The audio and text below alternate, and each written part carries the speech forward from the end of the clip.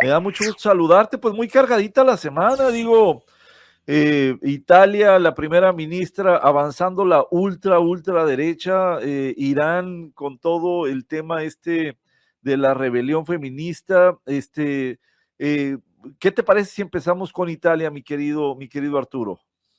Sí, claro, yo creo que obligada la reflexión rápida, porque, bueno, hay que decir que los resultados de la elección de la semana pasada son sorpresivos en la medida en que hay una coalición de 3 partidos, dos de ellos ya muy conocidos por los italianos y los europeos, la Liga de Salvini y Forza Italia de Berlusconi, que junto con un tercer partido que ese sí lo conocía muy poca gente, especialmente en Europa y mucho menos en el resto del mundo, llamada Hermanos de Italia, que es, por cierto, utiliza la primera frase del idioma nacional de Italia, que es una formación política que tiene muy poco tiempo de haber sido conformada, hace 10 años prácticamente, y que pues sí recoge a grupos asociados a los orígenes fascistas de distintas agrupaciones italianas.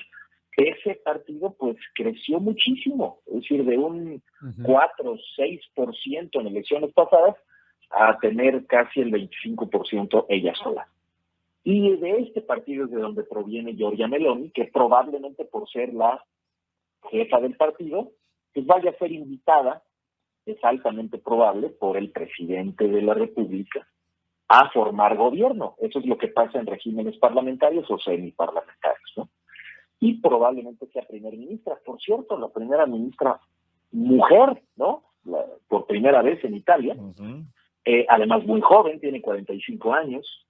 Tiene poca experiencia política, sin embargo, ha tenido cargos relevantes. Fue ministra de la Juventud con Silvio Berlusconi, fue legisladora por muchos años, y en definitiva, pues ha creado esta especie de partido, le llaman posfascista, que genera mucha preocupación por los planteamientos que hace sobre migrantes, sobre diversidad, sobre la integración europea, sobre el euro mismo, y sobre otros asuntos internacionales. Es muy amiga de los líderes de Vox, el partido ultraderechista español, muy amiga de Steve Bannon.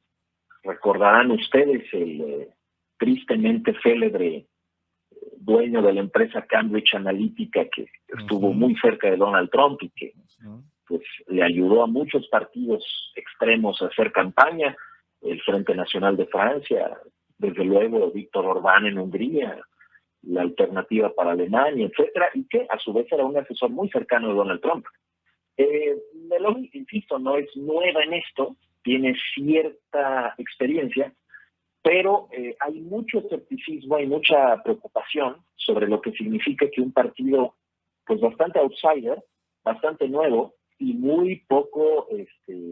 con muy poca experiencia, tome las riendas de la tercera economía europea, ¿no? ¿Cómo se explica eso, Arturo? Exactamente 100 años después de la marcha de Mussolini sobre Roma en octubre del 1922, llega esta señora Giorgia Meloni como primera ministra. ¿Cómo se explica eso? Me llama mucho la atención el lema de su campaña: Dios, patria y familia. De entrada ahí nos dice bastante ya.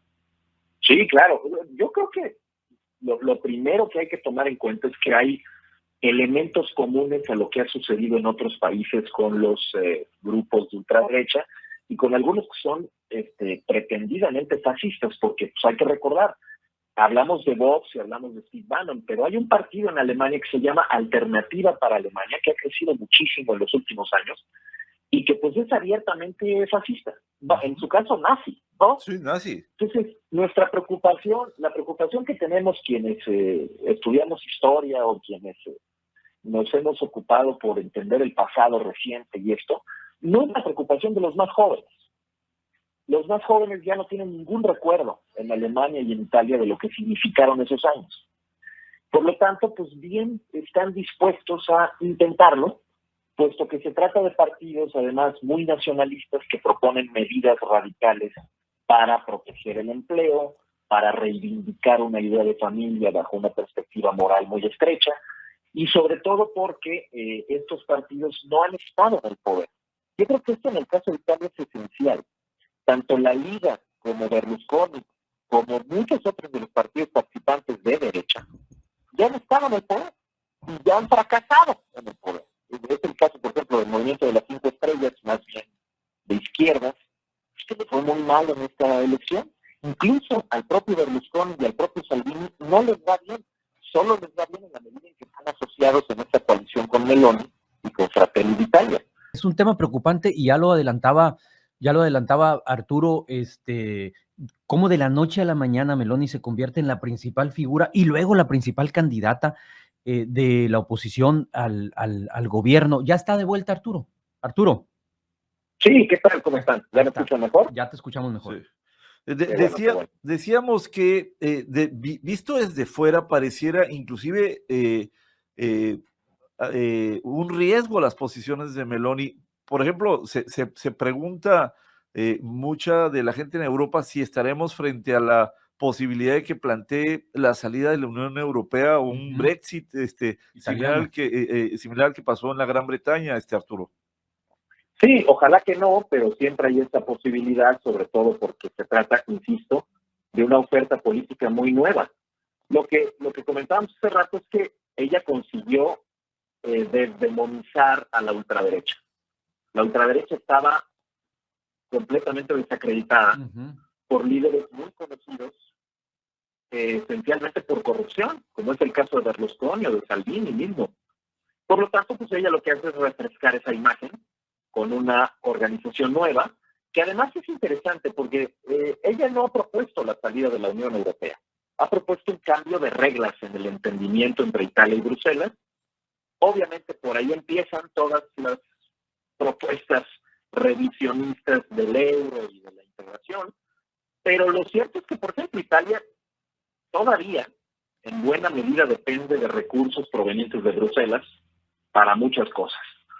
Su déficit fiscal está de miedo. Y yo creo que por razones macroeconómicas, Italia está mucho más interesada en permanecer en la Unión que el Reino Unido. Pero, con todo y eso, hay elementos para pensar que probablemente en materia migratoria, quizá también en otros asuntos, se separe definitivamente de la política europea. Es traer a Italia un discurso que habíamos escuchado en otros países menos importantes, sobre que la migración es bienvenida siempre que sea católica.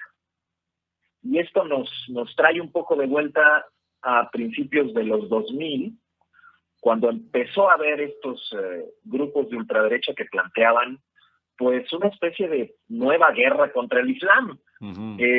Sí es preocupante en el caso de Italia por su cercanía a África y porque esa ha sido, digamos, la frontera visible más importante de muchas migraciones provenientes del norte de África a la Unión Europea. También preocupa que sus amigos son justo los más críticos de la Unión Europea, pero realmente Víctor Orbán en Hungría, por más crítico que haya sido y por más problemas que ha generado en Bruselas, pues no se ha salido de la Unión Europea. Entonces también quizá pensar en eso es un poco exagerar la preocupación, pero vaya, volviendo a la pregunta que hacía Jesús hace rato, pues sí es muy impresionante y nos habla de un cambio generacional. Esto no hubiera podido pasar hace 30 años, cuando los recuerdos de Mussolini estaban mucho más vivos que hoy, ¿no? Vamos permíteme poner un poco en contexto la segunda parte de nuestra conversación, Arturo Magaña Duplancher. El pasado 16 de septiembre, Masha Amini, una joven de 22 años proveniente de la etnia kurda, no llevaba bien colocado el hijab, como marca la ley del país. Fue detenida saliendo de una estación de transporte y fue llevada por la policía moral de Irán, golpeada con una porra y después de ser arrestada, la familia saca a la luz el calvario que vivió y la muerte de Masha Amini. Eso derivó de una serie de manifestaciones que ha trascendido en todo el mundo, mi estimado Arturo. Sí, yo creo que es de lo más emocionante que estamos viendo en los últimos años en el planeta entero y de lo más disruptor, porque pues esta ley del hijab nos lleva a los inicios de la revolución islámica de Khomeini y el establecimiento de un estado clerical. Hay que recordar que Irán hoy día es una teocracia. Uh-huh. Hay muy pocos países así. Así es. Muy pocos. Myanmar, por ejemplo. Pero esta es una teocracia en toda regla. La Sharia, la ley islámica, es derecho positivo, vigente, aplicable. Por lo tanto, pues hay este tipo de medidas que desde los años 80 pues prohíben un montón de cosas, especialmente a las mujeres. Y el código de vestimenta, que es muy estricto, ha generado desde entonces muchos problemas. Ha habido momentos de mayor énfasis en eso y otros de menor énfasis en eso. Hubo el gobierno de Ahmadinejad, que fue tremendo en este sentido, pero otra vez hay una especie de regreso a esas formas más estrictas de observar esta Sharia. Y lo cierto es que ha generado una protesta tremenda, no solo entre mujeres, también entre hombres, no solo en Irán, también en otras partes donde, por ejemplo, hay una presencia kurda importante, porque de alguna manera se mezcló con otros problemas. No estamos hablando solo de la protesta legítima, desde luego, por un trato aberrante y por lo que parece ser el asesinato de una mujer en este departamento policíaco de la moral que es verdaderamente atroz, sino que también estamos hablando de una caída económica tremenda de Irán en los últimos 10 años, especialmente de la mano de las sanciones puestas por Occidente por su programa nuclear, o por lo que creían que era su programa nuclear, el de Irán, y también el hecho de que al ser kurda, pues conecta inmediatamente con esta reivindicación de este grupo étnico que ha sufrido no solo discriminación, sino ataques directos a su identidad, no solo en Irán, también en los países vecinos, en Turquía y Siria, fundamentalmente. Pero lo que estamos viendo además es una incapacidad de las autoridades en Irán para mantener el asunto bajo control, puesto que hay toda clase de expresiones públicas de liberación femenina. Esto también es natural en la medida en que Irán es un país vecino de muchos países en donde no hay estas restricciones y entonces donde ven que las mujeres pueden pasear libremente sin el hijab, sin ningún problema, y también por el hecho de que la seguridad pública pues estaba muy concentrada en eso y menos concentrada en los delitos comunes. Y por lo tanto, pues sí, el ataque constante a las autoridades tiene que ver con esta pues obsesión por la aplicación de la Sharia. Yo les puedo decir que he tenido la fortuna de visitar una vez Irán. Y en Teherán se siente, aún en Teherán, que probablemente es el menos proclive a eso, pues se siente un ambiente de la Edad Media. Uh-huh.